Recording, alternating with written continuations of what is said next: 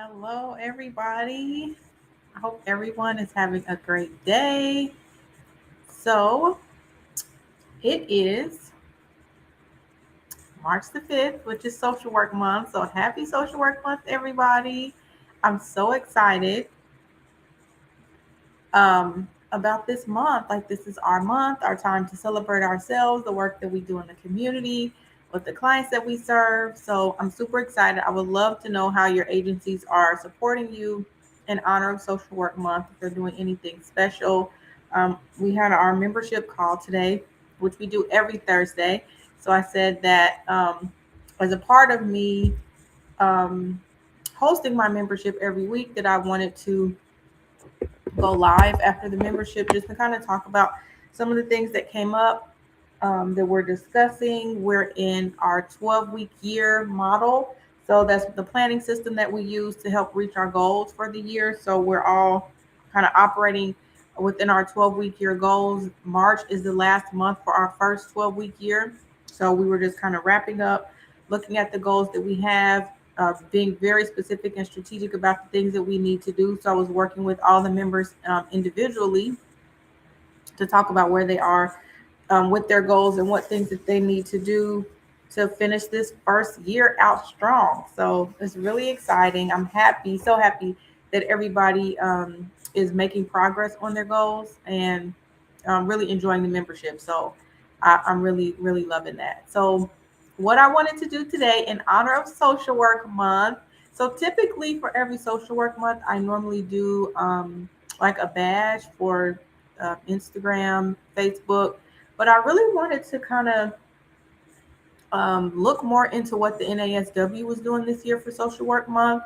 So I wanted to talk about what the theme is for this year, what they have rolled out as far as their social media strategy. And I really like the new executive director for the NASW. And I've been really wanting to support the work that he's doing and trying to revamp the image of the NASW to bring more diverse voices to the table. So last year, I can't even believe it's been a year since the last conference in Chicago. I don't think I'm going to be able to make the conference this year, unfortunately. I really didn't want to go, but I don't think I'm going to be able to make it. But he's been doing a lot of great things within the NASW to bring in a younger demographic, to let new social workers know that this organization is for you. You don't have to feel like you have to seek out other types of support for your social work degree. Like, this is what this agency was, or this association was created for. So I really do love the fact that he's trying to breathe new life into the NASW, and I really wanted to support his work. So what I wanted to do today was just kind of look over what the NASW has planned for Social Work Month, and just kind of talk through um, like the proclamation, what they have on the website, what the theme is for the year, and then I just kind of want to know from you all what are your thoughts about the NASW? Are you currently a member? Are you in support of what the organization is doing? Um, and what's your stance on your involvement? I'll be curious to know. So let me pull up um, the actual NASW document so we can look at it and kind of get a picture of what the NASW is doing this month for Social Work Month. So what I wanted to do is I wanted to see if I could get an image. Let me see if I can add a scene. So with me, media. Oh, maybe I can. Let me see if I can add a screen. Here we are. Share. Let's see if this does what I wanted to do. So if you're on YouTube, then you should be able to see my screen. Um, and if you're on Instagram or on Facebook, you probably won't be able to see it. But if you wanted to come over to YouTube, then you'll kind of see what we're going to be going over for as far as the NASW theme for this year for Social Work Month. So let me see. Let me scroll. So what I wanted to do is just kind of read what is here, and then for us to talk about it, to talk about the theme. I like the theme for this year. So for the theme, we have uplift, defend, transform, classic social work values, things that we do day in and day out within our profession. So what it says is the NASW Social Work Month theme honors the prime mission of the social work profession to enhance human well-being, meet the basic human needs of all people, and put special attention on the needs and empowerment of people who are vulnerable, oppressed, and living in poverty, which is the tenets of the work that we do within the social work profession. The ability of social workers to uplift, defend, and positively transform the millions of people they work with each day is needed now more than ever. This is because our nation is experiencing a deep cultural, political, and economic divide. I think we know this to be true. At least for us as social workers, we see this at every iteration of society. Like whether we're coming into a new year, whether or not there's a new political leader, like these are just kind of the undercurrents of what happens within our profession. Like we see these things day in and day out. So one of the things that we're taught to look at are those cultural, political, and economic indications that things are shifting within society, because when things are shifting in society, things are shifting in the lives of our clients and the people that we serve, in the most vulnerable, in the lives of the most vulnerable population. So when you hear a lot of social workers say that social work is political, that's part of the reason why, because a lot of those things that happen at a macro level always trickle down to impact the people. So there's really, to me, there's never a time when there's not like some deep cultural, political, and economic divide happening within our world. We could literally say this every year um, within our nation, because there's always something going on. I actually saw this TikTok the other day where this guy was doing a video and he named off everything that he had experienced before the age of 20. I mean, at the age of 30. He was just reading off all of COVID and SARS and just everything, um, the opioid epidemic, wars, just all of these things that have happened. And if you really just think about everything that we've experienced within the last 10 to 15 years, it's like astounding how much we've gone through as a culture, um, because it's been a lot. We've had to manage a lot. We've had to work through a lot. We've had to help our clients manage and work through a lot. Um, but I mean, that's the nature of the work. So then it says social safety net programs such as Medicare and Medicaid face budget cuts. That was a huge thing to happen last year, moving into 2026. Voting rights are being rolled back in several states. Discrimination against certain populations, including transgender people and people of color, is on the rise, and our nation continues to face mental health crises, with suicide rates rising 36% between 2000 and 2021. Now that's another shift that we're seeing within society. So I've always known that um, suicide rates have been prominent within some populations more than others, but now we're seeing a rise in suicide rates in populations that traditionally had lower rates. So that's something that's very interesting that we're seeing happen. So let me scroll down to see what else. Um, when it says social workers are on the front lines helping individuals and communities so they can overcome personal and societal challenges and even thrive. Social workers also Social workers also adept to bringing people and communities together, no matter their political affiliation, so they can find common ground and work to improve the welfare of all. There are more than 810,000 social workers in the United States, and it's one of the fastest growing professions in the United States, according to the Bureau of Labor Statistics, which that's very interesting to know that it's one of the fastest growing professions. I would be interested to see what the breakdown of that is at the micro, meso, and macro level of practice.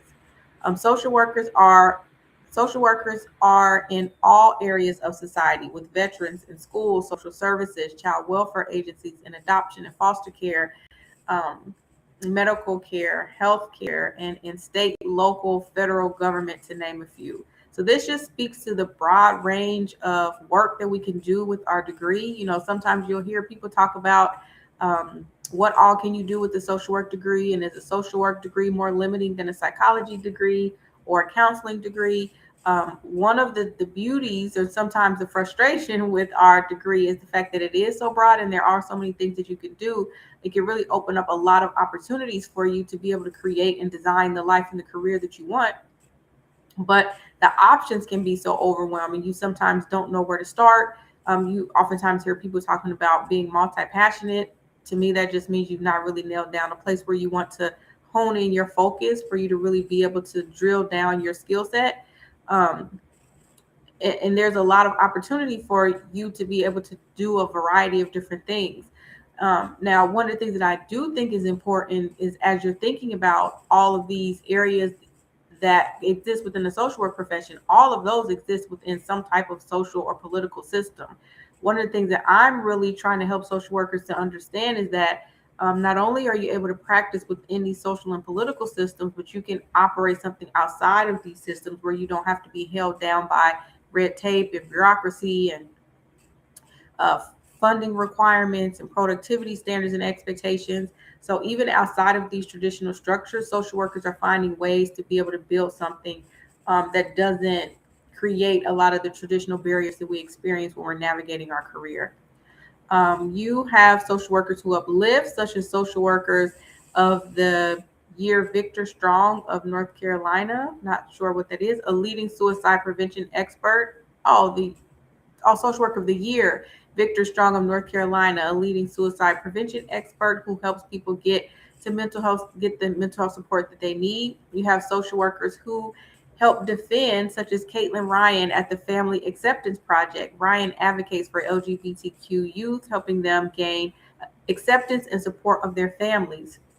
And there are social workers who transform, such as Life Achievement Award winner Dr. Georgia Antberger of Ohio, who has worked for more than 50 years to ensure people who are growing older can still live enriched, fulfilling lives with dignity. During Social Work Month in March 2026, we will honor the social work profession and educate the public about the contributions of the professions. So now it gets into some campaign highlights. So these are some things that it sounds like are going to be happening as far as this year's campaign. A Day in the Life of Social Work series will feature videos from social workers from around the nation, talking about what they experience each day and how they uplift, defend, and transform the people that they work with. Media tour, op-ed placement. NASW CEO Anthony E. Street will do a series of interviews with the media during Social Work Month in March. 101 Things to Do with the Social Work Degree podcast series with author Melanie Sage and Lauren Hitchcock will look at the myriad places social workers work in our society and the positive contributions that they make. Then we have social work merch, social work. NASW's official vendor, Jim Coleman Ltd., provides merchandise that can be used to promote the theme social workers uplift, defend, and transform. And then What I Know series, we will pair NASW social work pioneers with newer professionals, so that both sides can share their experiences. I'm sure that's supposed to be so that both sides. Then we have Facebook, YouTube live events. Okay, social workers uplift, defend, and transform behind the scenes panel with social workers from multiple sectors. We'll discuss what their experience in the current political and social environment and what the profession must do to bring about positive change. So these are just some of, I wish they would have put dates on this or if they had a calendar. So let's see what they have as far as merch. Show your pride. Let's see if this is general NASW merch or if this is for Social Work Month. So that looks like it's just general merch. Let's see. So we have NASW social media. That's just the social media. Where is the press kit? Normally they do like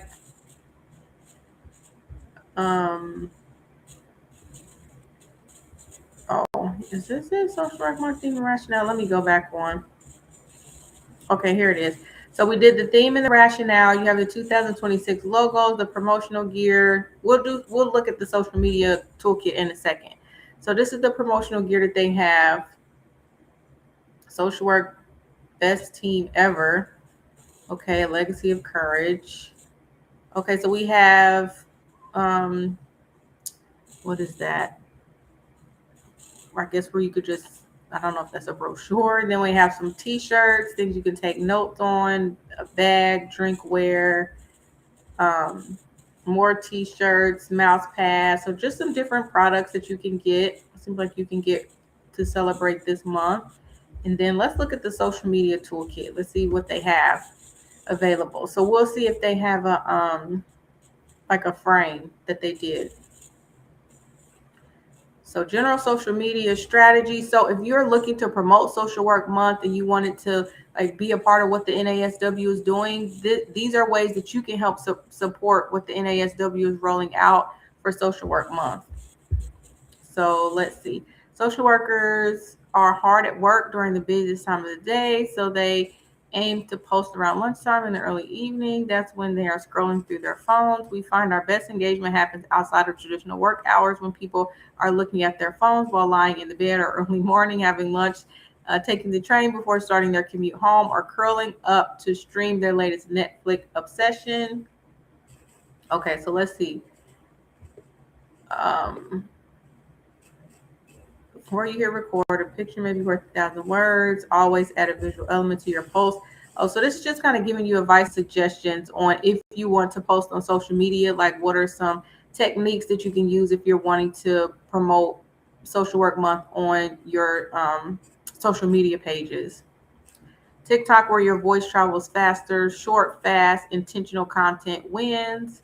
So, I mean, this is just general stuff that you can use when you're making regular content, but this is intentionally telling you what you can do for creating posts for Social Work Month. Okay, let's see if it gives you any ideas on what to people connect the behind the scenes to share moments to capture. So advocacy wins, community events, field work, what uplift, defend, and transform means to you. So it has some example posts that you can use, LinkedIn posts that you can create, extra visibility boosters, probably like some hashtags, I would imagine, infographics, photos from events or field work. You probably wearing your social work gear, hashtags, of course, Social Work Month 2026, uplift, defend, and transform, Social Work Month, and then social workers. So it says last year, 429 million people engaged with Social Work Month content shared by the NASW. Wow, that's pretty impressive. So then we have some call to actions and then some final thoughts. So that's pretty much what they have for the promotion for Social Work Month. So I don't know if any of you are participating in Social Work Month. Let me know if you plan on making any content or what your agency is doing for Social Work Month. So I'm going to stop sharing my screen there. So I just wanted to give you a brief overview of what the NASW was doing for this year. So transform, uplift, and defend is the theme for this year. So I really did want to try to support the NASW on their efforts. I didn't see that they have a frame that they created this year. I didn't create one this year. Normally I do, but I didn't this year. So let me see. One of the things that I also wanted to mention, talking about some things that we discussed from the membership, is kind of going all in on your goals and then being intentional about how you set your goals. So we talked about that a lot. So one of the things that is really important when you're planning out your career goals, this is whether you're in the career phase,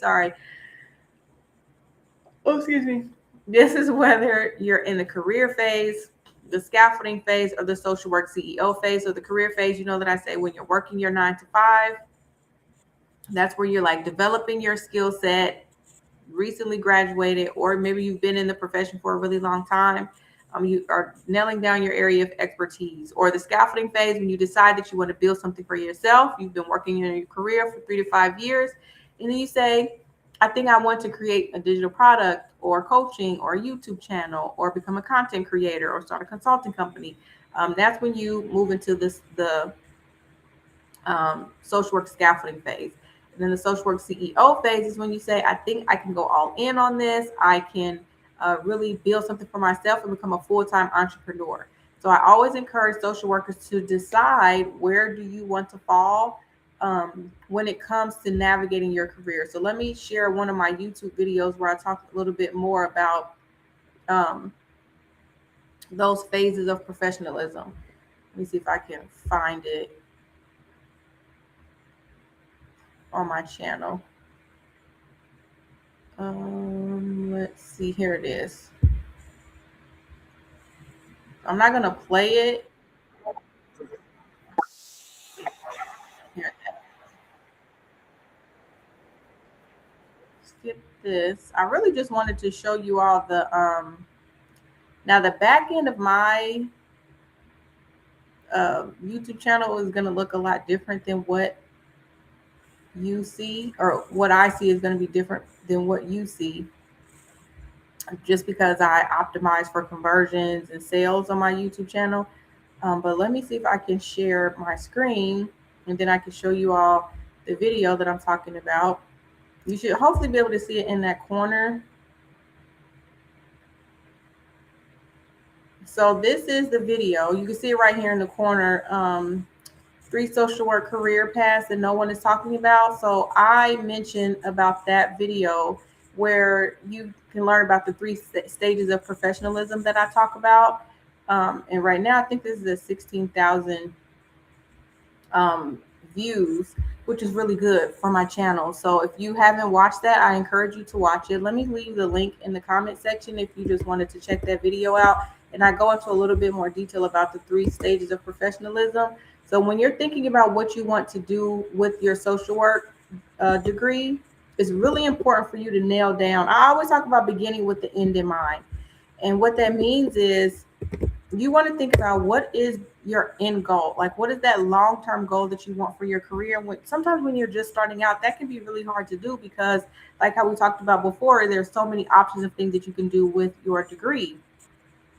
But at least if you have a general idea, like, I know that I don't want to be an entrepreneur. Like, I want to continue working in my 9 to 5. I just want to work my way up the corporate ladder, have a secure role that can kind of help me pay my bills, where I get retirement, I'm taken care of financially. That's just where I want to stay.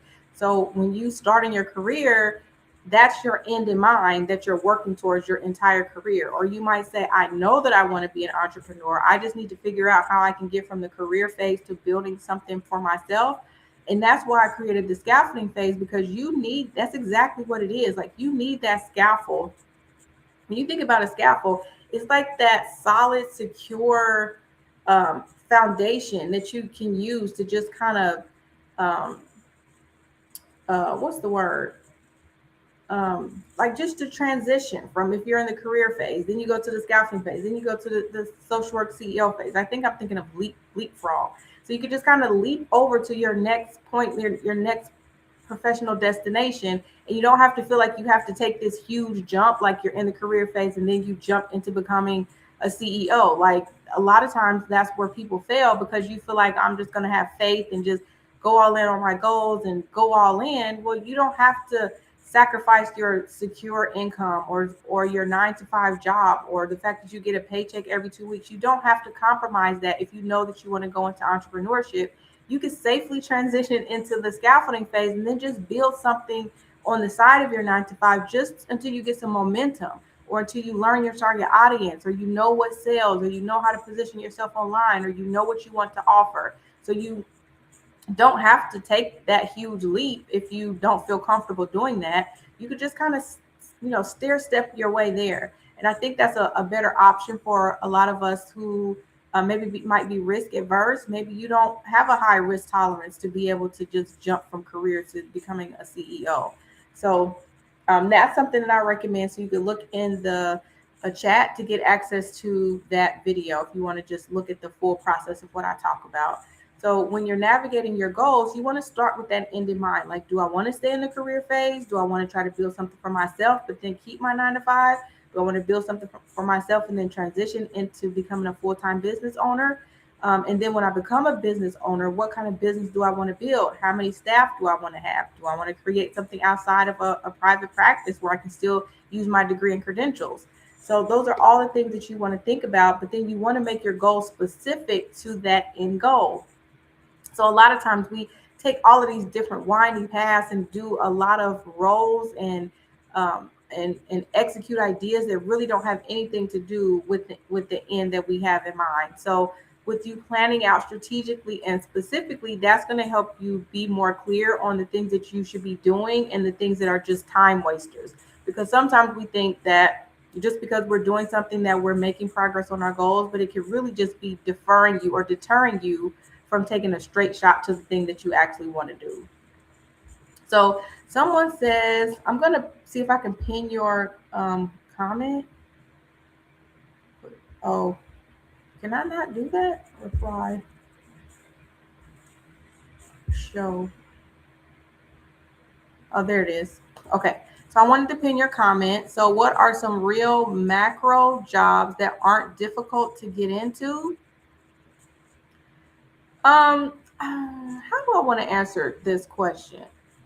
If you have time, I really want to dig into this question because I think that not only is it important the types of questions that we ask, but it's also important our mindset and mentality as to why we ask the questions that we ask. So to me, when I hear this question, what are some macro jobs that aren't difficult to get into? In my mind, there's a message under that question. There's a question under that question. There's a reason why you want it not to be difficult to get into that job. So when you're asking about macro level jobs, why do you want to find a macro job that's not difficult to get into? Why is that let me know a little bit as to why that is the motivation around you acquiring a macro job, like how difficult it is. Because that's a very interestingly worded question.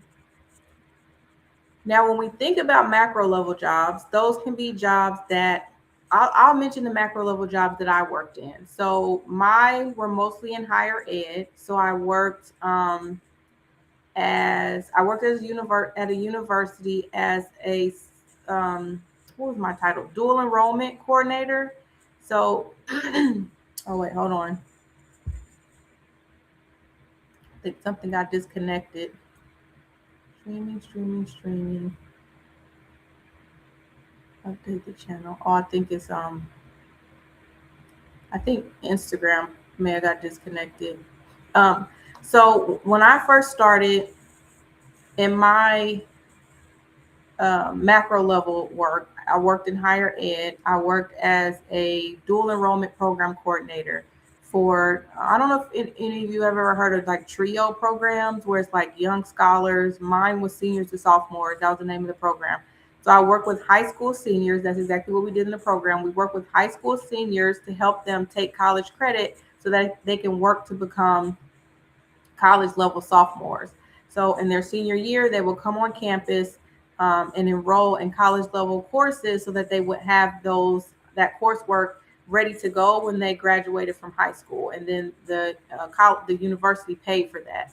So that was one of my first macro level jobs. Then I worked at another university as an alumni relations coordinator. So the alumni relations coordinator is responsible for coordinating all the events that the alumni do on campus and off campus to bring money back into the university. So if ever you've attended an alumni event, oftentimes those are fundraising events so that the university can raise money for programming, scholarships, buildings, whatever their campaign is that they're working on. They oftentimes seek support from alumni to help with the projects that they're working on. So we were responsible for connecting with the alumni, hosting events, um, ramping up their fundraising efforts, encouraging them to give to different campaigns, and bringing in guests who they would um, go to see, like they would go see these certain guests, and then we would charge for the event. We would do art exhibits. We would do all kind of things just to raise money for the university. So that was my second macro level position. Um, Then I worked as a clinical director. That's not really macro, but it was outside of a traditional micro role. So that was something else that I did. So in terms of how I secured those roles, um, I really learned how to leverage my macro level skills. So the things that I did individually, I just spoke about those things in a way that would relate to a transferable skill set that I could do at a macro level. So when I worked as a family support specialist or worked with Head Start families, one of the things that I would do at that individual level is that we would plan events for families for the Head Start parents. So if they wanted to know information about safe sleep or financial education or how to protect your children if you needed a fire escape plan, how to have exit plans and extra strategies if anything were to happen in terms of a natural disaster. We would do crisis preparedness. Like we would do a lot of education to parents around preschool readiness and how they can help their child transition to kindergarten or just have more information and education about how to improve the condition of their lives so that they can provide stability in their families for their Head Start child's development. So with me planning those events, I was able to work with a lot of different community partners.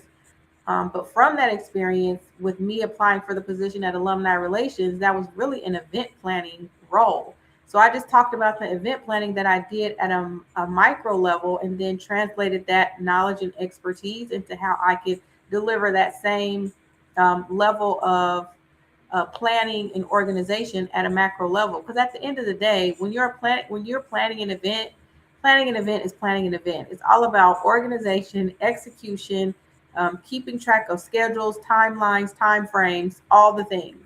So you have to learn how to communicate your transferable skill set if you're doing micro level work and then translate that into how you would be able to execute a macro level project. So I hope that helped.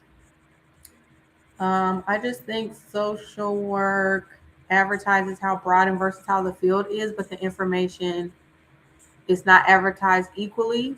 Yeah, so I think you're right. Social work does tend to lean more toward micro level work as opposed to macro level work. So with your question, I would think about not necessarily what's the easiest to get into, but what roles could most align with the skill sets that you have. That's what I would think about. And then the work that you want to do. So one of the things that I knew that I was passionate about, and I got a specialization in this, was school social work. So when I talked about beginning with the end in mind, I knew in my career that I wanted to work in school. So whether I was working at a preschool, which I did, whether I was working at an elementary school, which I did, whether or not I was working at a junior high, which I did, whether I was working in higher ed with college age students, which I did, like all of those are still working within a school setting. So when I talk about beginning with the end in mind, my end was I want to work with students in schools. Now the route that I took to get there, it was different depending on the environment, but I still was working within my skill set. So then I was able to develop a lot of expertise around kids in schools, their development in schools, non-academic barriers to success, the things that they struggle with that keep them not being able to matriculate through a higher ed program. So I was able to have this continuous knowledge from like preschool to college as it relates to students. So that increased my expertise. So with you thinking about your end in mind, who is it that you want to serve? Like what's the population that you want to work with? And then what's the level of work that you want to do with that population? And then think about, do you have the skill sets that is required to do that level of work?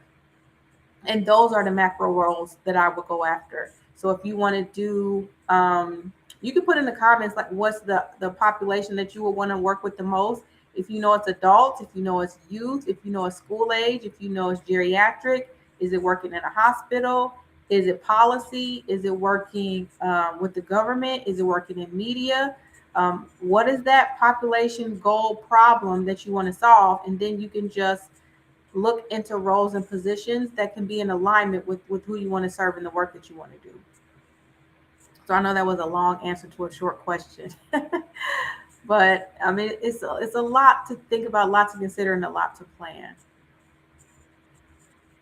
But you definitely want to start with the population that you want to serve and your skill sets. That's the easiest way to think about.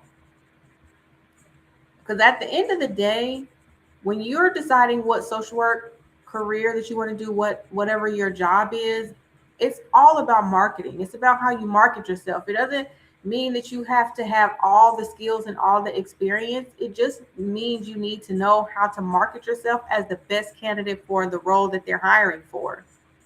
Now, when I applied for the alumni relations role, I didn't have experience in alumni relations, but I had worked with universities before, and that was the skill set that I communicated in my interview.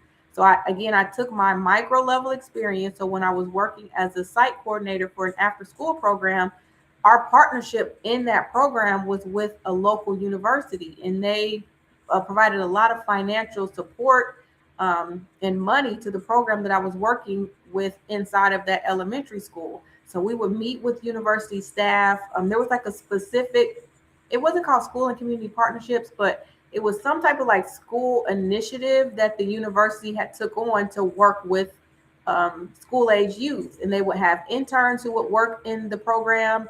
They would create different programming that they would bring into the school. So the university had a really close tie to the school. So from that, I was able to develop a lot of relationships with staff, with professors, to learn about the priorities of the university.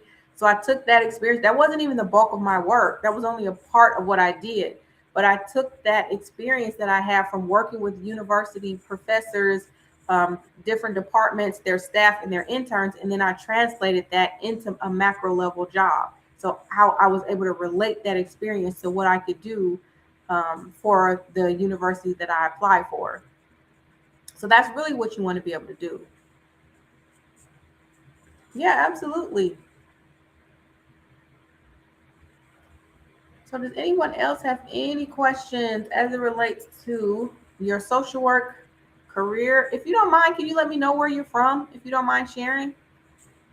Or what your degree or certification is? What are you, do you have a bachelor's degree, master's degree? Do you know what population you want to work with?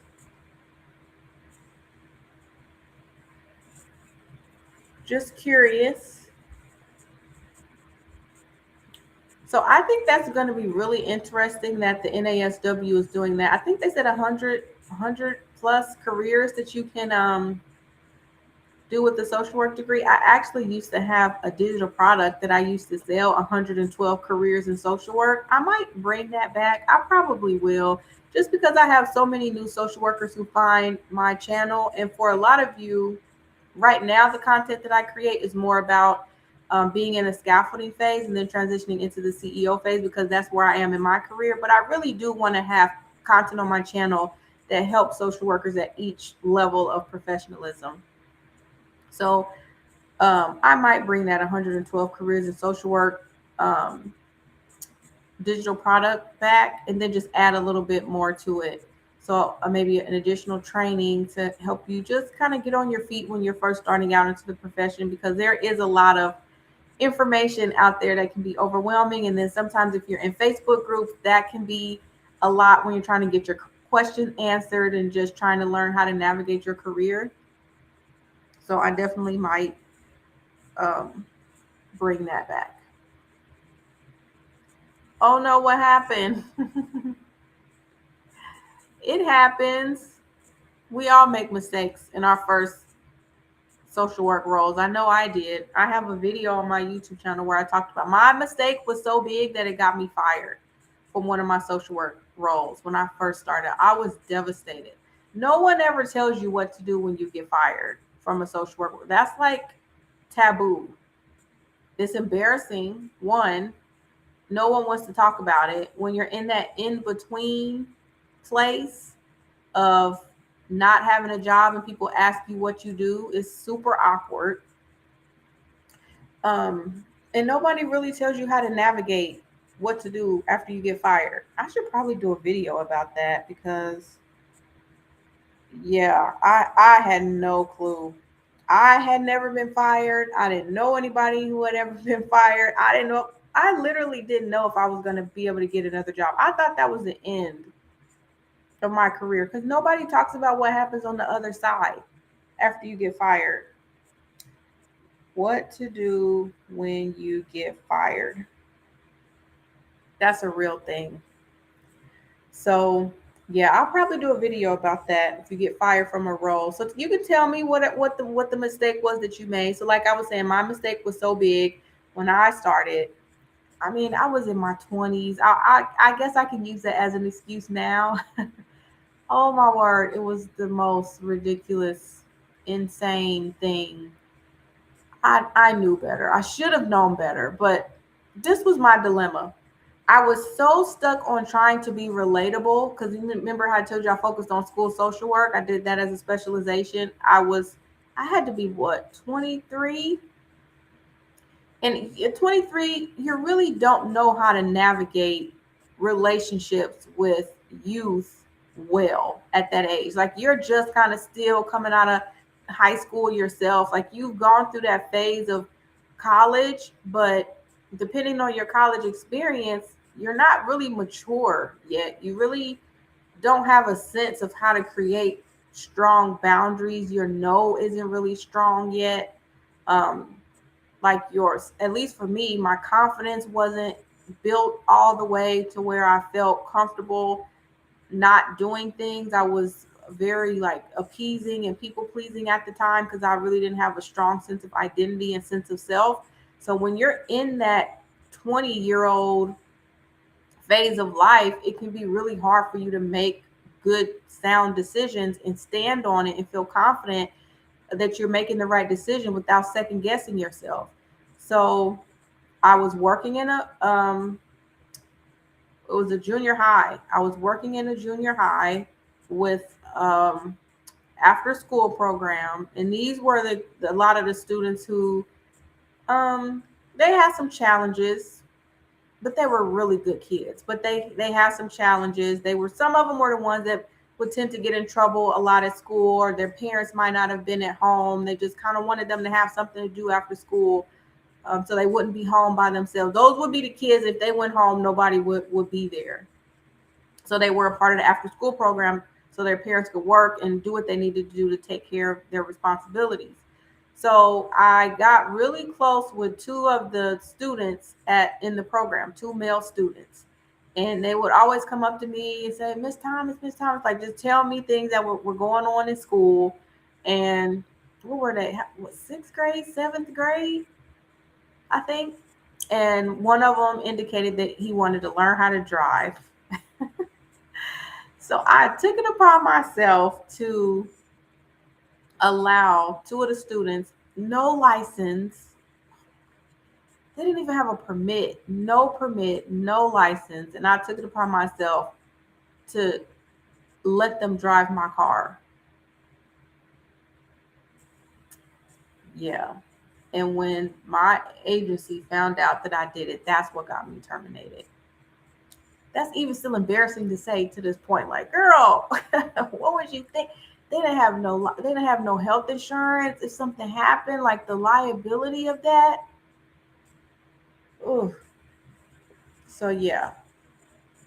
Let me go back and read what you said. In my first year of my MSW program, I may have an opportunity for another year of grant funding, but my only internship experience will be in CHM. Is the funding worth it to risk being pigeonholed? In my first year of my MSW program, okay, I may have an opportunity for another year of grant funding. Okay, what's the grant funding for? Is it to fund your program or is it for the role that you're working in? But my only internship experience will be CMH. I don't know what that is. Can you tell me what CMH is? Is the funding worth it to risk being pigeonholed? Tell me a little bit more about what, if you can answer the questions that I just mentioned. I said a swear word.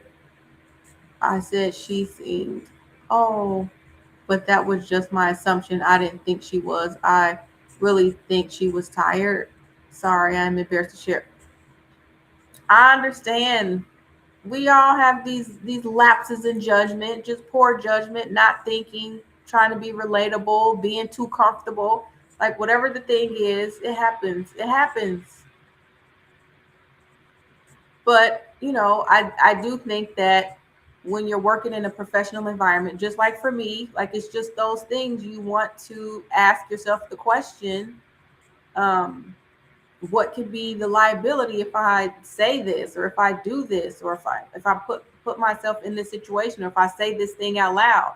And you're probably just going to have to learn how to have a better filter. Like some things just might not be appropriate for the workspace. And if you're in a clinical setting, so that's the other thing. If you're working with someone in a clinical setting, we have to be very careful with the comfortability that we have, like in our day-to-day life, and then bringing that into a clinical setting. The expectation when you become a social worker, when you're doing clinical level work, or when you're working with people with that have some type of diagnosis, is that you use the language that's respectful to them, their situation, and what they're going through, and that you don't bring like jargon or slang or things like that into the conversation unless you're mirroring language that the client is already using. That was my rule of thumb. So if I was having a conversation or I was engaging with the client and they have that level of comfortability, and they were using a term, I would use the term to mirror it back to them, saying, well, did she look high? Um, I don't even know. Did she look high ASF to you? If they said it, like she looked high as ASF, okay, what made you think she was high ASF? Something like that. I'll mirror the language back, but I won't initiate the language. The EHR is terrible, and it's now in a sign. Oh, you put it in a note? Oh, wow. You put that in a note?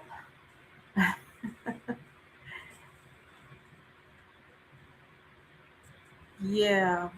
Are you doing an internship, or have you worked in the field for a while? Yeah, that's something. If they can redact it or retract the note, I would definitely see if they could do that, because you don't want to have that kind of language in a clinical note at all.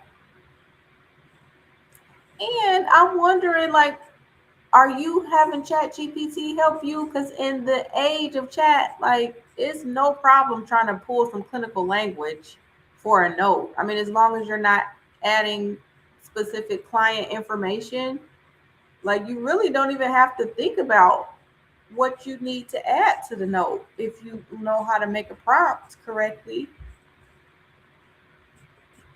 So I'm curious, were you using chat, or does your agency have some kind of stipulation on using chat gpt? Let me see if I'm missing any. Facebook. Where is my other streams? I guess nothing else is coming in, which is fine. Is anybody here from TikTok or Facebook or Instagram?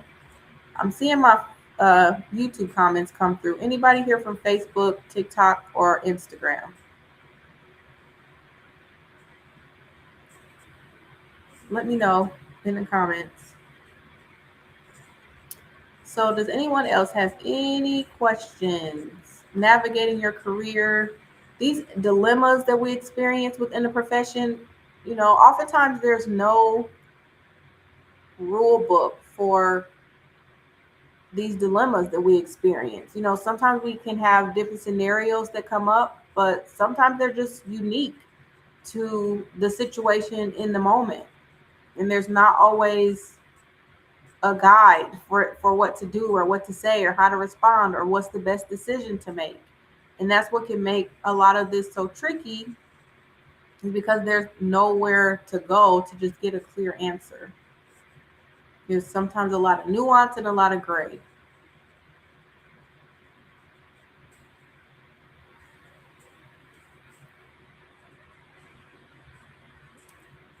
But yes, I would definitely see if you can get that note redacted so you can rewrite it. Anyone else have any questions, things you're experiencing in your career that you need to talk through, think through? So I will say this, as I mentioned before, when you're first starting out in the profession, how it can really be difficult to have uh, a solid place to land when it comes to your decision making. Like a lot of times we overthink things, or we doubt ourselves or the decisions that we make, or we're very indecisive. I know when I was younger, I was very indecisive. Like I just didn't know what the best decision was. And I was always very cautious about what to do because I wanted it to be the right thing or the best thing that would get me the result that I wanted. And I was always afraid that if I made the wrong choice or the wrong decision, that it would either delay what I wanted, that I wouldn't be able to get what I wanted, or that I wouldn't be able to recover from the decision that I made. So one of the things that I would encourage you to do is um, like really learn how to trust your own judgment and intuition, and that does take time. But get to a point to where you can learn how to trust your own voice, especially after you've deliberated about it. You weigh the pros and cons. So oftentimes that's one of the things that can help with your decision making is your ability to weigh the pros and cons of the decision and the choice that you need to make. So if you look at like what are all the good things, what are all the benefits of me making this choice and decision, how will this impact me positively? You can make a list of this or you can put it in chat. What are all the positives, the benefits, the good things that will happen if I did this thing, if I made this decision, if I followed through on this choice? And then look at all the cons. What are all the liabilities? What are the things that I have to lose? What can go wrong? How could I be set back? How could it impact my credibility or my expertise or my ability to be taken seriously? Whatever those liabilities are, you want to weigh the pros and cons of whatever the decision is that you need to make. And then from that, you just want to see what are more pros. Does the decision have more pros or does it have more cons? And then you just kind of weigh the value of each one of those things.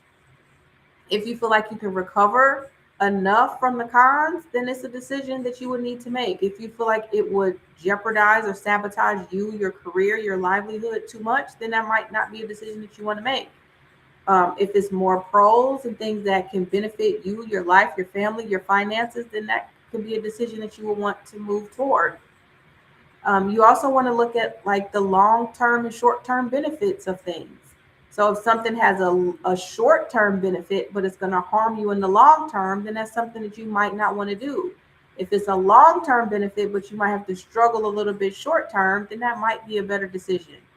So you just want to get really good at teasing out how to make good decisions for yourself and for your life. And if you weren't, I always tell social workers and therapists that you really want to move away from making decisions out of fear, frustration, and overwhelm.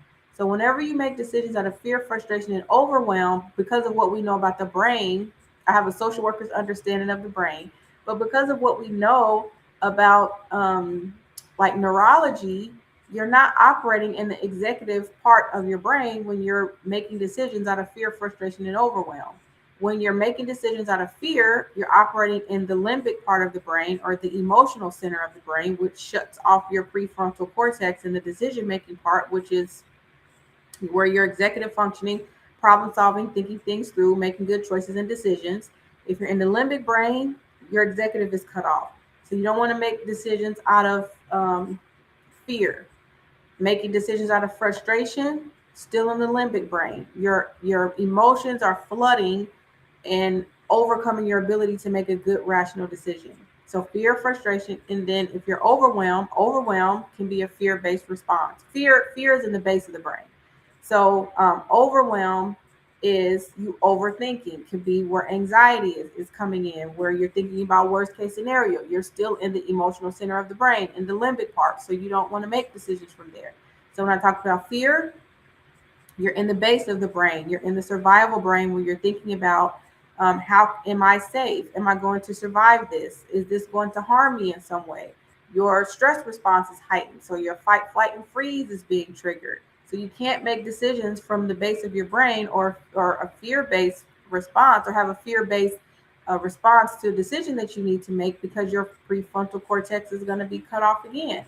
So that's why I say be very careful about operating in any of those three states when you're trying to make a strong rational decision, because the part of your brain that you need to access to make a good decision is cut off if you're making it out of any of those three spaces. So just keep that in mind when you have a decision that you need to make. Any other questions?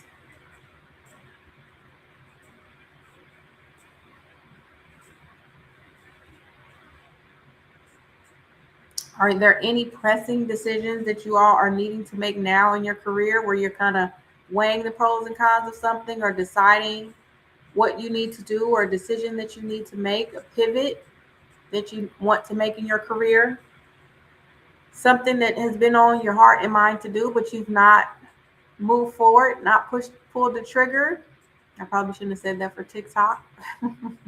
You've not made the decision, you've not decided. Any decision that you feel like you need to make. Let me see what's going on over on TikTok. Uh-oh. Okay, am I live? Are we live on TikTok? Let me see.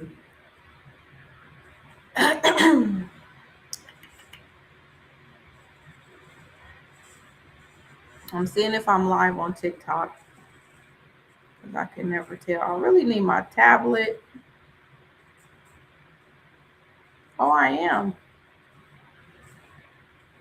Perfect.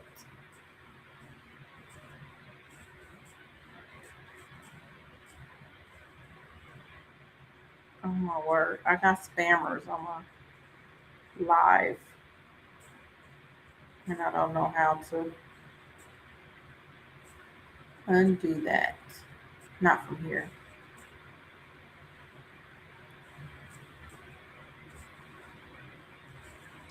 So yeah, anyone else have any other questions about navigating your social work career, decisions that you need to make in your career, pivots? I can talk a little bit about digital products. If you again are in the um, scaffolding phase of your career. So scaffolding phase meaning you've worked in the career phase for 3 or more years. For those of you who are in the career phase and you worked in the career phase for 3 or more years, you're definitely in a good position to create a digital product. That's one of the things that I really love about the community that I created. So I have a membership called Design Your Career, where I help social workers and therapists design careers that they love and monetize what they know. Meaning, how can you take the knowledge, the skills that you already have, and then create a YouTube channel, a digital product, a course, a workshop. So one of the members inside of Design Your Career, she is starting her nonprofit organization and she's working with foster care youth. So I'm super excited for her.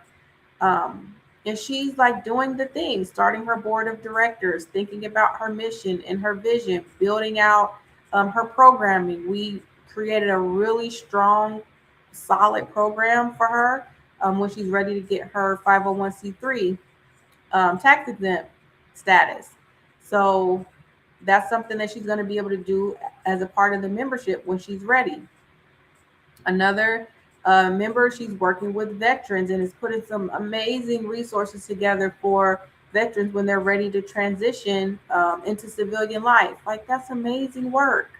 Have another social worker who's helping older parents who are caring for their adult parents learn about the benefits, I think it's Medicaid benefits that they're eligible for to take care of them and have access to the services that they need if they can't pay out of pocket or can't afford to put their family member in a retirement home. So I'm just so proud of all the work that the social workers in my community are doing. And most of them are in the scaffolding phase. They're in a phase where they're working in their 9 to 5 and they're using the knowledge that they have from the work that they're doing, and they're creating something for themselves. They're leveraging the knowledge and expertise that they have from the roles that they're in, and then creating their own models, creating their own programming in their own services. And I'm super, super excited for them.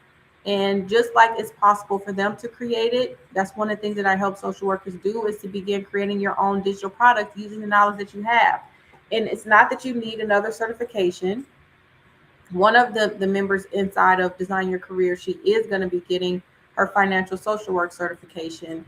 But even if she didn't, she already has the experience to run and operate a private practice.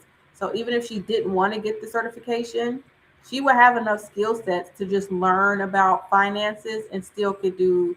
I don't know if she could call herself a financial social worker, but she could be a financial coach or a financial therapist. And she could absolutely use that title if she talked about the mental health challenges that come with money. So I'm really excited for all the things that they're creating, and the fact that we're working from this 12-week year model and they're making some really good progress on their goals. And when they get stuck, the beauty about being in community is when you get stuck, you have the ability to work with someone who can help you think through that next phase and that next step.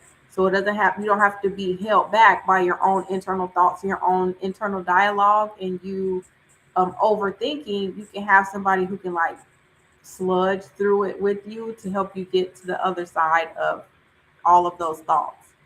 So it's just really amazing. I'm super excited for the community that I'm building, and I'm excited to grow it for more social workers to learn about what I'm doing and to become a part of it. So if you are a social worker and you're creating a digital product and you're looking for I guess it can be called an accountability community, where we're kind of coming together and holding each other accountable for reaching our goals, not in a judgmental way, but in a very gentle way, where we know that we have a lot of things that we're trying to manage: raising kids, going to work, working 12-hour shifts, building a business, starting a YouTube channel. Like, it's a lot of things going on at once. So one of the things that I wanted to do was to be able to use my skills and expertise to help offset some of the load that we take on by wanting to create something for ourselves, but not having the team or not having the infrastructure, not having processes in place that can sometimes hold us back. So that's one of the things that I wanted to be able to offer inside of the community as well. So they get a lot of support, and I'm excited to offer it. So does anyone else have any questions? Oh, excuse me. Navigating your social work career. I'll probably hop off at about 10 o'clock or 10:15 if I don't get any other questions.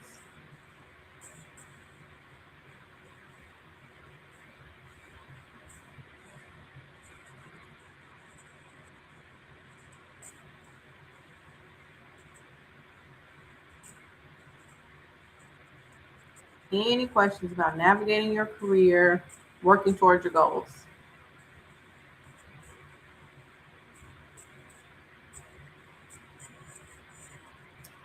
Let me see if I'm missing anything.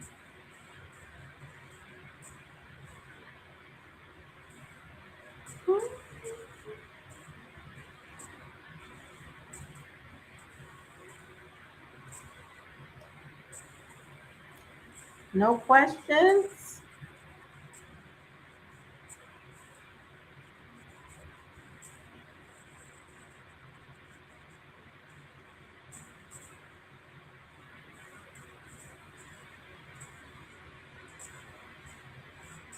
Well, let me mention one other thing before we wrap up.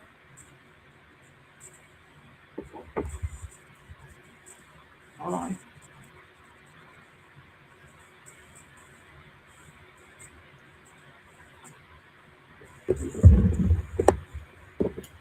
So one of the new offers that I'm putting together that I'm super excited about, I wanted to mention this. So some of you might know that the primary platform that I make content on is my YouTube channel. So from that, I've been able to grow the channel.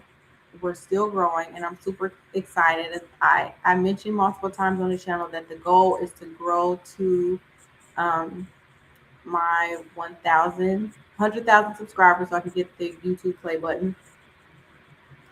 So one of the things that I wanted to do, because I've been able to grow my channel, is that I'm going to be helping other social workers in the mental health space grow their channels. So with that, I have a new offer that I put together for social workers and therapists who are wanting support to grow their YouTube channel. Now, this offer is for social workers or therapists. You already have either a presence online or you already have a YouTube channel. So it's ideally for 6 and 7 figure social workers and therapists where you're just wanting to add an additional income stream to your practice, to your coaching business, or to your brand. So if you already have that in place and you're already a 6 or 7 figure earner, then the offer is perfect for you. It is also good for agencies and organizations who want some support on building out their YouTube presence. So I'm working with one agency, and I'm going to be helping them build out their YouTube platform. So I'm super excited about that. So if anyone is interested and wants information about how to build out your channel, I'm going to be making more content on that on Instagram and TikTok, and then also making more content about that on my YouTube channel. So if you're not following me there, I encourage you to follow me on YouTube so that you can stay up to date on me adding these different videos to my channel about starting your YouTube channel, and then what that can look like for you if you know you're wanting to leverage the power of YouTube moving into 2026. I don't think there's any better time to start a YouTube channel. I don't know that there's ever a bad time to start a YouTube channel.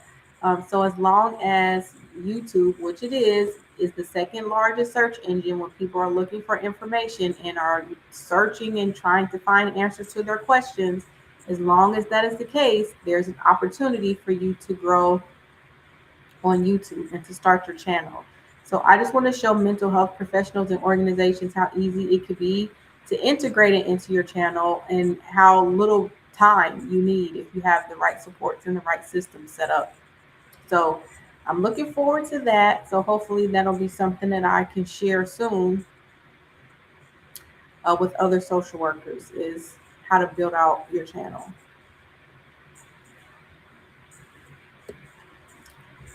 So let me see if I have any questions. Oh shoot, how did I miss all of these questions? Oh, to fund my second year of education, community mental health. Okay, so let me go back to your question.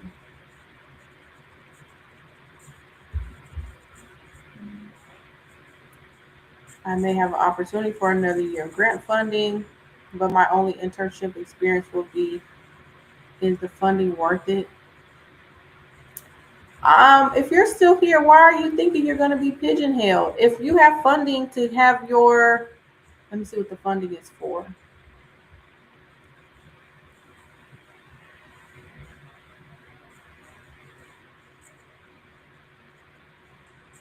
Mm, yeah, sometimes to fund my second year of education. I don't think that's going to cause you to be pigeonholed. I would say if you get funding to pay for your second year of education and you need the funding to finish, absolutely utilize the funding that's available and accessible to you so you can finish your degree. That to me in no way will pigeonhole you. That is only giving you more time to finish your degree where you're not having to pay out of pocket for it.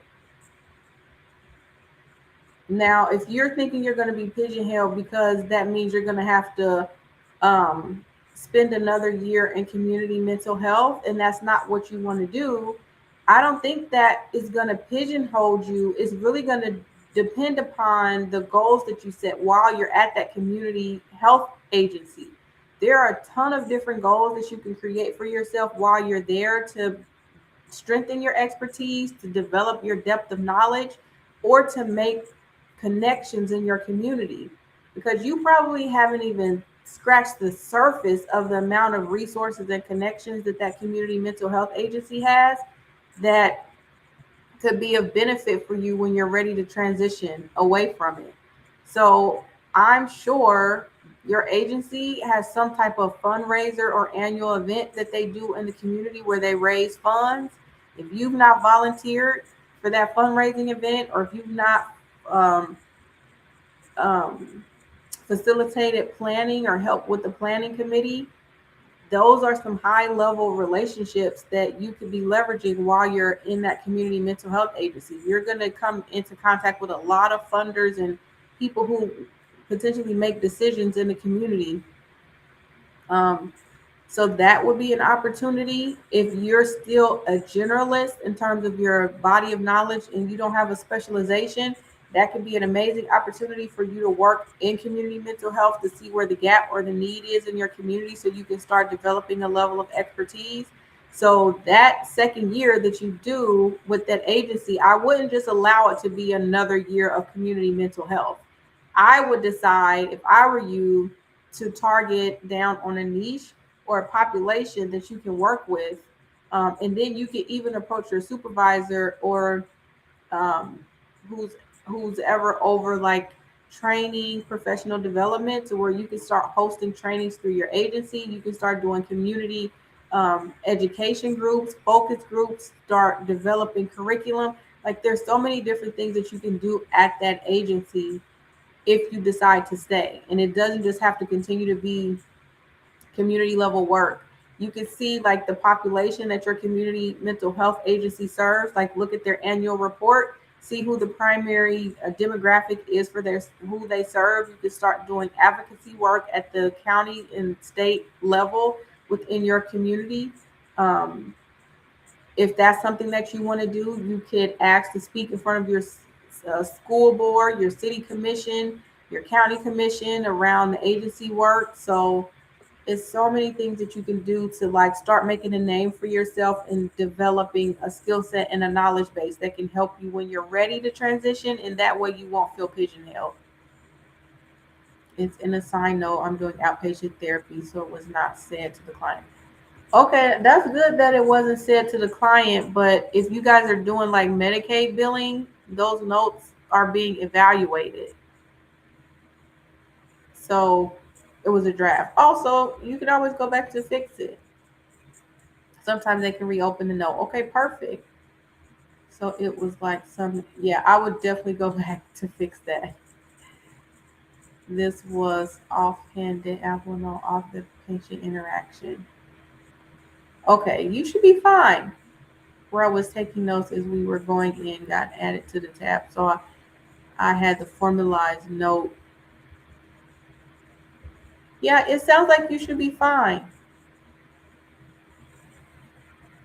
Because it didn't sound like it got submitted anywhere. It sounded like it was just a draft. So you should be good. Okay, Serenity, I'm back to your question. Going for my MSW was a career pivot for me, so I'm grateful to be able to learn from those who have been in the field for a while. Okay, so perfect. So I'm assuming you went back to get your MSW because there's a specific population that you wanted to work with. So yeah, I would say let it be paid for. Absolutely, you're welcome. Yeah. And that goes for anyone who is feeling pigeonholed in a role or a position. Sorry, I didn't see that earlier. I didn't see that had come through. I should have scrolled down a little bit. But for anybody who feels pigeonholed in their role or position, you have to think about what are, what's the word I want to use? Like lateral moves that you can make. Not lateral in terms of like career change. You don't want to do lateral moves in terms of career change, meaning you continue to work at roles with the same level or equal pay, or you're not getting promoted, or not lateral roles in that way. But what are like responsibilities and roles that are adjacent to the work that you do that can strengthen your skill set and deepen your knowledge and expertise? So if you're doing specific, like Serenity was saying, she was doing community based work. If you're doing that level of work, um, of course, you have your job description that talks about the service provision that you're doing for your clients. But outside of that, they're like these lateral responsibilities and connections and opportunities that can come along with you doing that level of work. You want to look for opportunities like that can exist, where it can open up more possibility within your degree and within your career. And I honestly believe that exists within any social work role, even if you're not working in community mental health, because the agency and the organization that you're working for, especially if it's a nonprofit, they're going to be doing something to raise money. They're going to be doing some type of community outreach. They're going to be sponsoring some kind of event, or they're going to be doing something in the community around holiday, Christmas, Thanksgiving, um, something. So you want to like just look at their newsletter, look at their annual report, see what they have going on, see where you can plug in based on the skill set that you either want to develop for yourself, um, or something that you know that you want to develop a level of knowledge and expertise, and then just start plugging in to opportunities, making connections with people, researching people. That's going to be huge. Researching people in your community who you want to connect with, and then intentionally being in places and spaces where they're going to be. I know that was something that I did when I was building my career. I worked in schools, as I mentioned before. My specialization was in school social work. So something that was adjacent to me in school social work was school board meetings. So it made sense for me to attend school board meetings and to familiarize myself with who was on my school board, who was making decisions, um, knowing when their political campaigns were coming up. When you know when their political campaigns are coming up, then you can work on the campaign, get a closer relationship to the candidate, and then know what their priorities are, the things that matter to them, the things that they're pushing. And then that's going to give you insight on how you can start positioning your expertise in your community. I highly, highly recommend working on political campaigns in your community if you're a social worker. It's going to give you so much insight as to where the money is, who's making the decisions, um, how the money flows in your community, who gets it and who doesn't, the politics in your community. Like, there's so many things that you're going to be able to learn. You'll learn that the people who sit in the seats aren't oftentimes the ones that are making the decisions. So with that, it kind of gives you the lay of the land of how things work, how decisions are made, how policies are passed, and then you can decide, like, based on that, where can I position myself professionally in order to pivot, to move up, to offer consulting, to offer training. Like, it can give you so much insight. So volunteer at fundraising events and work on a political campaign. Two pieces of advice that I would give to every social worker. And the beauty is, when you work on a political campaign, especially at the local level, you learn the importance of local elections, and what they call an off-season election really is an off-season election. Like, all elections are important, and you learn the impact that those elections have when people don't come out to support. Like, you probably have some type of county levy. I've worked on a levy campaign before. Um, you really see how, when people come out to vote or not, how it impacts service provision. So that's another insight that you get when you decide to work on a political campaign. And oftentimes, those positions aren't paid. Sometimes they are volunteer. But one of the political positions that I worked in, I was paid for it. So it just depends on the agency that you're working with, and if it's tied to a or organization who has a little bit more funding. So let me see if I okay, didn't miss any questions.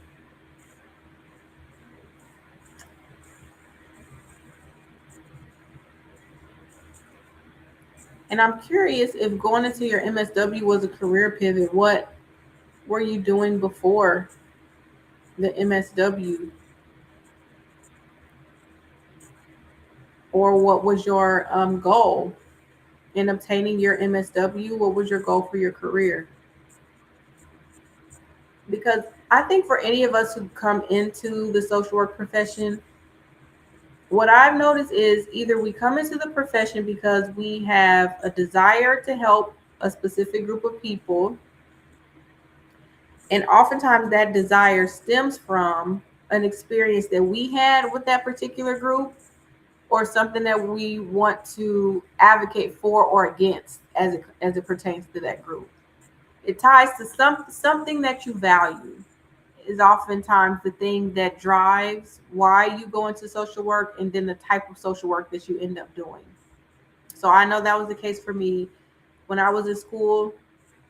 There was a lot going on at home. School was like my refuge. Like it was the place that I went where I felt safe. Where, I mean, of course, everybody experiences bullying when they go to school, but for the most part, I felt safe. I felt seen. I felt smart. Um, I felt like I could literally do what I wanted. When you're a good kid, you get privileges and toys and popcorn and all kind of things. When teachers really like you, and you get to go out of the classroom and take things to the office, go to somebody else's room, and just so many fun things that you get to do in school when you enjoy it, and the teachers trust you, and they think that you're a quote unquote good kid. So that was always my experience in school. So it was always a place where I just enjoyed so much going to school. And it just became a foundational part of who I was and what made me happy. So when I decided to become a social worker and I learned about the options that I had, that was definitely, and I found out that I could be a school social worker. I was like, oh yeah, this is what I want to do. And then even still to this day, I'm not directly working in schools, but I work with a lot of agencies and organizations that work in schools. So still doing the work to this day.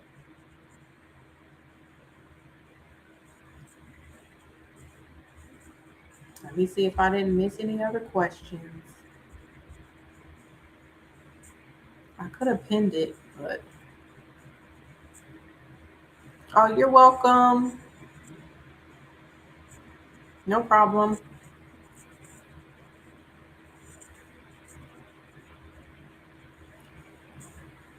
Any other questions about navigating your career, decision making, problem solving, choices you need to make in your career, creating your digital product, starting your YouTube channel, online marketing?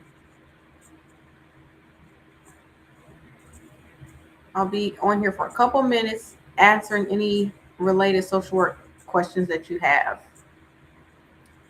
Let me see. I don't know why my TikTok feed isn't coming up. Show on stream.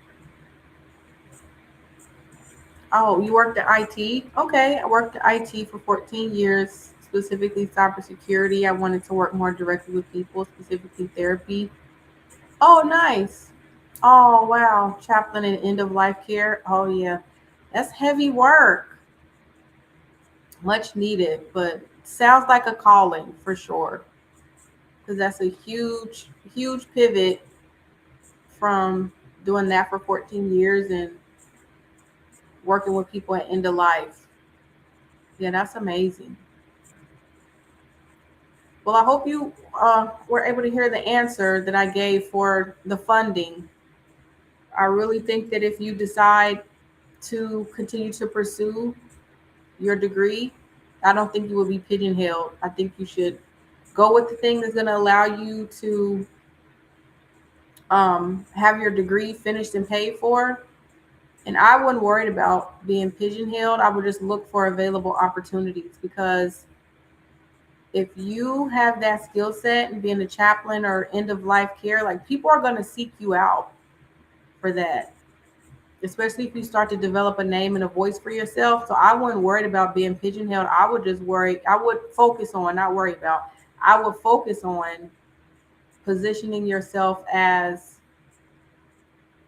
a very well trained and compassionate professional who specializes in end of life care, because people are going to start reaching out to you. Hospice is going to reach out, the hospital.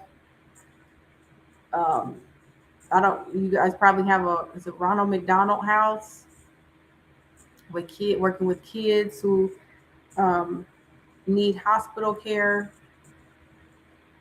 So yeah, I think you'll be fine if you focus in on that niche. You just go all in.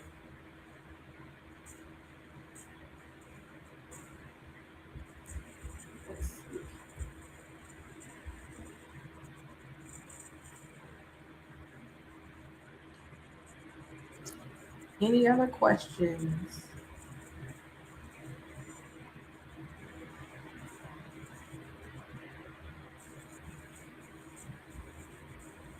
Make sure I didn't miss anything.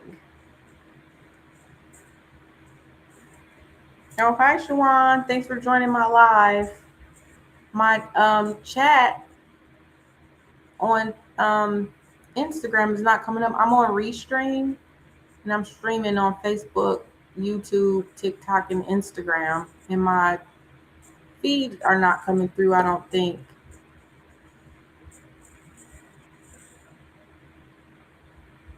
But I'm just gonna have to look between the two so I can make sure I don't miss anything. Any other questions? Navigating your career, pivots. That's what Serenity was talking about, making a career pivot. And I think that's amazing, by the way. And I think a lot can be said for having worked in a career for 14 years and then still not being, I won't say you weren't afraid or scared, but you didn't allow fear to stop you from pivoting and doing something that you wanted to do, even being 14 years into your career and having that experience. You still went for something that you wanted. And I think that's very, like, noble and an honorable thing to do, when you allow the desires that you have to serve at a bigger purpose to guide you, as opposed to the status quo, like the thing that you've already been doing. Because that could take a lot of courage to step outside of what you're used to in your norm and start doing something totally different, and then believing that you can be successful at it after having 14 years of validated experience doing something else, and then you jump into something new. It can feel like a risk. So I think that's amazing that you decided to take that step, and I wish you so much success with that. It's so needed. Oh, you're welcome. Absolutely. You're so welcome.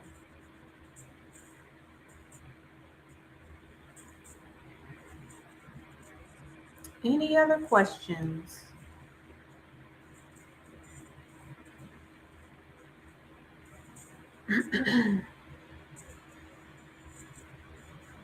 What time is it?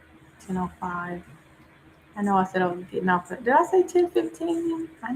What time did I get on? I got on 8:30, 9:30. It's an hour. Okay, we'll stay on till about 10:30. I know if anybody has to leave, you go in and come out. Well, my phone is. We'll see if my phone makes it to 10:30. I don't know if I have my charger. I think I do. I might have to charge my phone.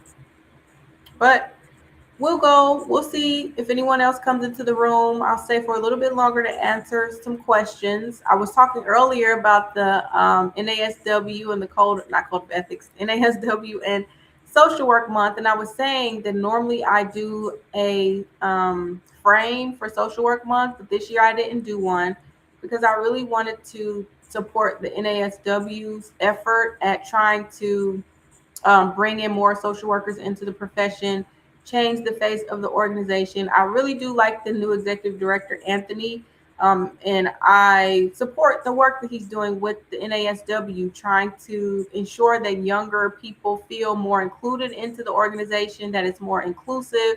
I know that he seems to have that as a very high priority for the NASW, is just making sure that it doesn't feel like your grandmother's NASW, that you see yourself reflected. I know that's one of the things that I felt the most when I went to the NASW conference last year in Chicago. Like I felt like I was in the room, like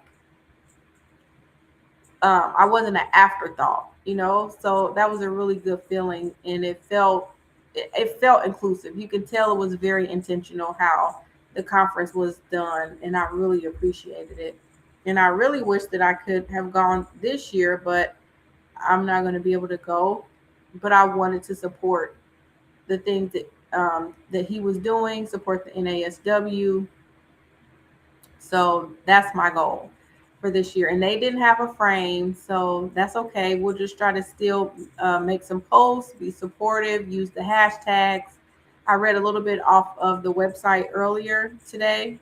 So I'm curious, if you are a social worker, are you following along with the NASW for Social Work Month? Are you buying any merch?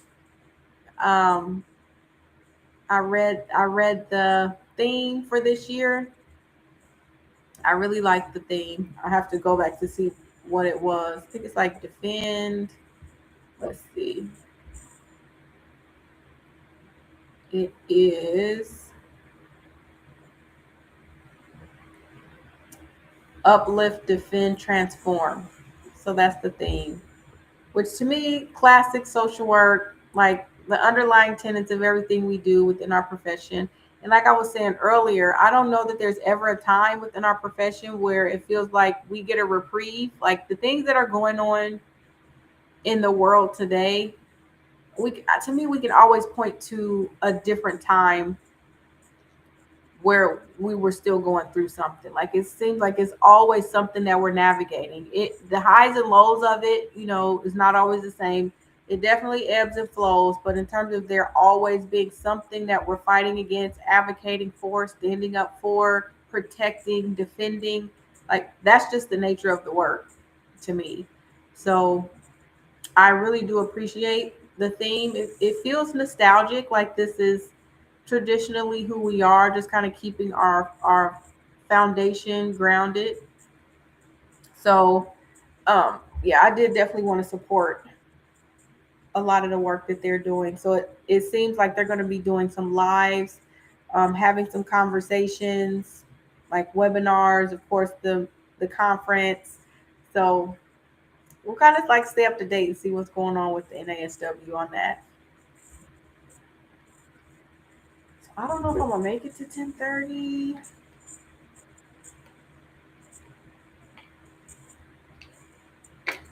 I need to charge. Mm. Well, let me see real quick because mm, I might be able to plug it into my. I'm on my laptop because I'm on Restream, so I might be able to plug it into my laptop. Let me see. So let me know. Are you all enjoying Social Work Month? Did your agencies do anything to support or celebrate you? Oh, no, this is right. No, that's not right. So I was mentioning earlier about my membership. I'm going to be doing some giveaways inside of the membership and recognizing the social workers in there. Oh, what is this? So I'm excited about some things that I have planned. Oh, that's not right.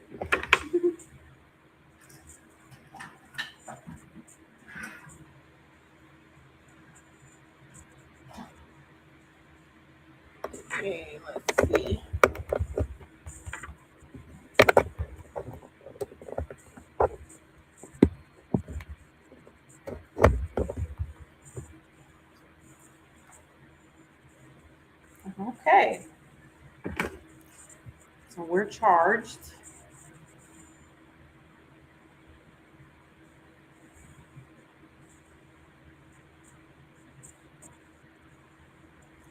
Let me see if I have any other questions. Any other questions from anyone on YouTube? I don't know if I'll mention this for anybody who is here watching from YouTube. So every Thursday I have my membership from 7 o'clock to 8, and then I said that after my membership, then my goal was going to be to go live on Facebook from 8:30 8:30 to 9:30, or now for today I'm going to 10:30 because I don't think I went live last week, so I'm staying on a little bit longer today. But to get the full experience in terms of the chat and posting the comments and all the things, you can definitely come over to YouTube and follow me here, because this is where I'm primarily going to be growing my channel for 2026, posting primarily on here and then just repurposing on TikTok. And then for my short form content, I'm mostly going to be posting on TikTok and then having it distributed to my other platforms. But if you're not following me on YouTube, I would love for you to follow me there, because again, this is going to be the hub of where I'm really wanting to build the community, stay in community, have relevant conversations about the profession, doing more social work news, and just having a real live stream experience over on YouTube. So make sure you're following me there. If you're not, I really appreciate it. And then let me check to see if I missed any questions. Before I didn't scroll down all the way and I missed some. Okay, I think we're good to go with the questions. So one of the things that I do want to mention about the Design Your Career membership. So if you're interested in learning more about the membership or joining the membership, I wanted to let you know about some of the work that social workers are doing inside of the membership, just as far as accountability, being in community, working on their goals, not allowing another year to go past where you're just saying that you want to do something but aren't specifically and strategically planning toward your goals. So right now, I mentioned earlier, we have a social worker. She's working on starting her 501c3 nonprofit organization. We're working through all of that with her. Another social worker is starting her mental health private practice. So she has all the forms and templates and documents that she needs, the tracking forms to start that. Also for the 501c3, she has access to all of the forms that she needs. So the 1023 application, to apply for her tax exempt status, her EIN number, all the steps that she needs. Then we also have a social worker who's starting her YouTube channel. So she's working through all of the steps to become monetized. We're working on her thumbnails and her descriptions and making sure that her videos are optimized. We have 3 social workers who are working on creating their first digital product. So we're going to be nailing down their niche. So that's the first thing we're doing, is helping them identify their niche. And then from that, once we get that dialed in, they're going to be looking at the questions that they can answer through content, workshops, webinars. And then we're going to build out the whole back end for their digital product. I'm so excited for them. Like, when we build this out, this is going to be so good. Even if you only get one sale on a workshop or a webinar, the fact that you put yourself out there, one, you develop your expertise, you define what your expertise is, the value that you have to offer to the community or to a target audience outside of your traditional 9 to 5 work, and then you put that online in the form of a webinar or a training, and then you're able to generate income from that off of your own knowledge and expertise. I cannot wait. Like, that's so powerful. I'm so excited for what they're going to create, putting themselves out there, building up their email list, and getting their first webinar or training created. It's going to be good. And once you know, and I always say, if you can make $1, first, they're not going to make $1, because when we price it, um, it's going to be well over $1. So if you can make your first dollar online, if you can make $1, you can make five. If you can make five, you can make 20. If you can make 20, you can make 100. If you can make 100, you can make 1,000.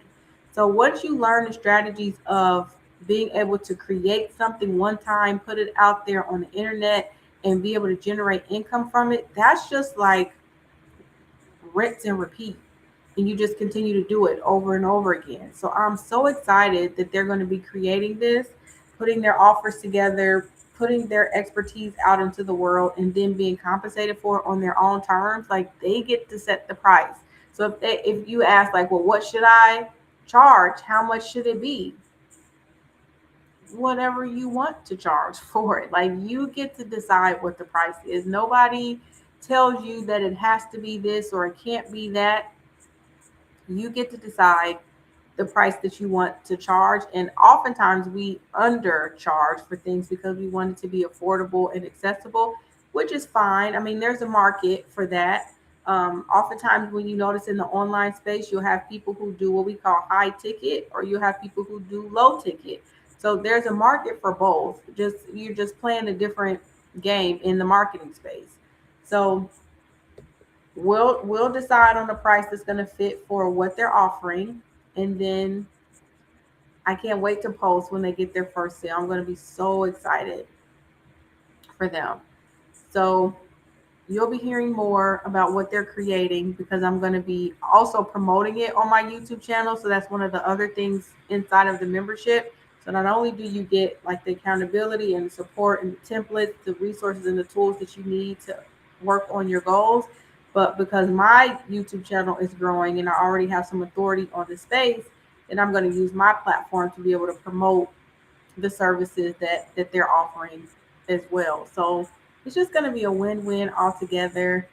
So if you are a social worker, therapist, and are just wanting some support, wanting to create a digital product, have a level of expertise, I'll be glad to send you the link for the membership if you're interested. Because it's just going to continue to grow and get better and better. And I'm so excited.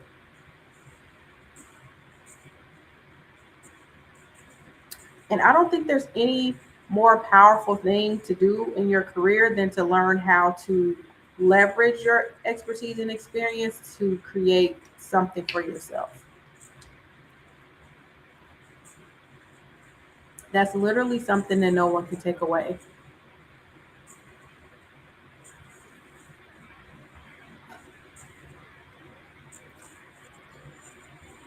Let me see if I have any questions on. I don't even. Oh wait, am I on TikTok? Oh, I guess I am.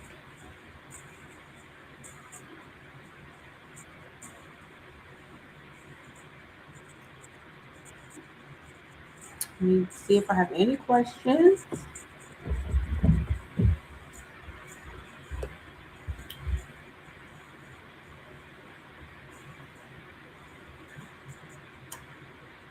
Doesn't look like I have any.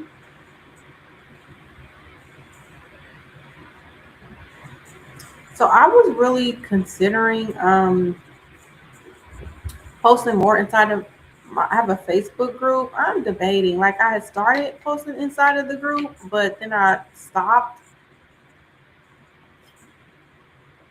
I really kind of feel like I want to or that I should, but I'm not 100% decided.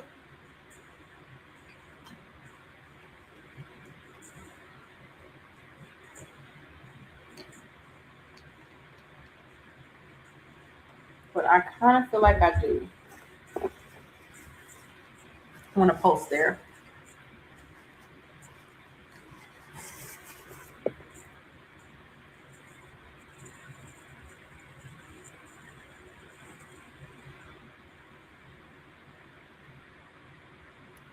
So we'll see.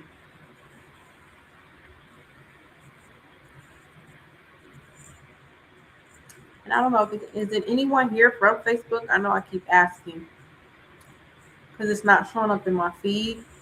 So I just want to make sure that I'm not missing any. Whoops, that I'm not missing any questions from Facebook. My YouTube questions are coming up. Excuse me.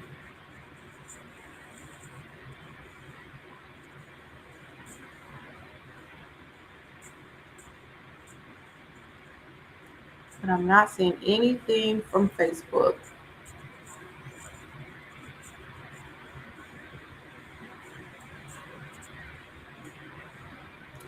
So I'm hoping I should be able to see if I'm live.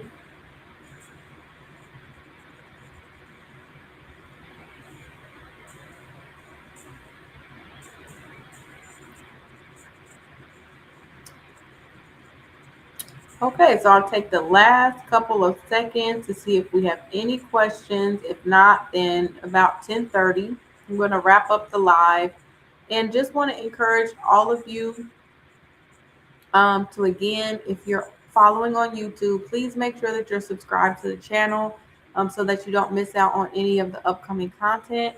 If you're here from TikTok, thank you so much for joining the live. I appreciate it. If you're on Facebook, thank you for being here. Instagram, um, I don't know if my feed got disconnected from Instagram, but if you're here, thank you so much for joining the live. Again, I just want to celebrate social workers this month, wish everyone a happy social work month. I hope that you are um, taking the time to honor yourselves, to honor a fellow social worker, to do something exciting and fun for yourself. If you've not, um, promote the work that you're doing, encourage your agency to honor the work that you're doing. I'll tell this quick story. It's so funny but disheartening. I was working at an organization and it was social work month, and I had put a post out to all of the staff saying happy social work month because we worked primarily in social services. We were doing the work, serving the people, doing all the things that we do as good social workers. Now, our operations manager and our executive director, neither one of them were social workers. I'm not exactly sure what the background was of the operations manager, but for the executive director, she came from like a hospital background. So it was more corporate, but typically when you're a CEO, your role is to bring money into the organization. It's to find funding, it's to push forth the vision. So sometimes those roles aren't occupied by social workers, but sometimes they are. But even still in that capacity, your role is to grow the organization and bring in funding. So I don't know that she fully had an appreciation for the people who were actually on the ground doing the work, servicing the clients who she was getting the funding for. But I reached out to her and I was like, "Oh, it's March, it's Social Work Month. I think the staff will really appreciate it if we got a message from you, just telling them Happy Social Work Month and honoring the work that they do." I think I may have either sent her the message and then CC the marketing department. I don't know how it happened, but somehow the marketing department got involved with the fact that I sent the executive director a message asking her if she could send out a thank you message to the staff honoring them for Social Work Month and telling them thank you for servicing our clients. Like if the social workers weren't there, you wouldn't have an agency to get funding for because we're the ones primarily on the ground doing the work. So I got an email back from the marketing department and they said, "Oh, well, typically our executive director, she said something like that's not her style, or she typically doesn't send messages out like that to staff, or that's not really the process that she uses to communicate with the staff." I was like, okay. so so because you don't typically send out a message to staff and that's not your style, so you're just not going to show appreciation for the work that's being done. So I think instead of her sending out the email, what ended up happening is we had an all staff meeting with everyone. And then I think she may have mentioned it in that meeting, but it wasn't like I wanted her to make a big deal out of it. Like that's one of the major complaints that we have as social workers is that our work is always undervalued. Like you want us to show up at these weird hours and meet these productivity standards and respond to crisis and put our lives on the line when someone is irate and having a episode or mental breakdown or is destructive or running away. And we're up early, working late, working the weekends, but then you can't send out an email to your staff saying thank you. Like it was so weird to me. But I think she did recognize the staff in an all staff meeting.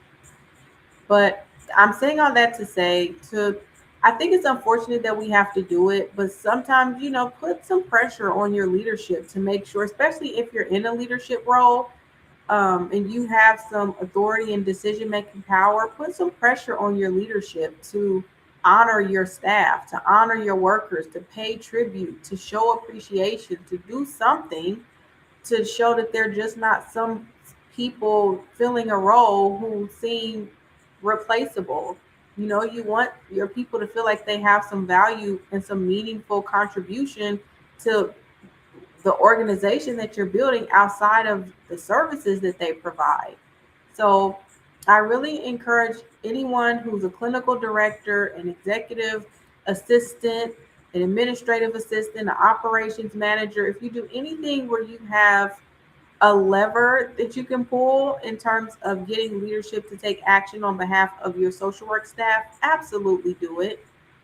And if you are in a leadership role yourself, you still have the majority of the month to do something to recognize and appreciate your social work staff. Ideally, we would have wanted you to plan it in February so you could have been ready to roll it out for March.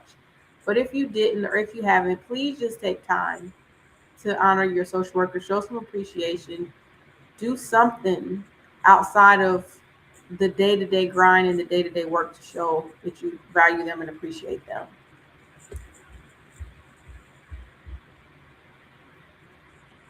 So if there's nothing else, let me make sure I don't have any questions on TikTok.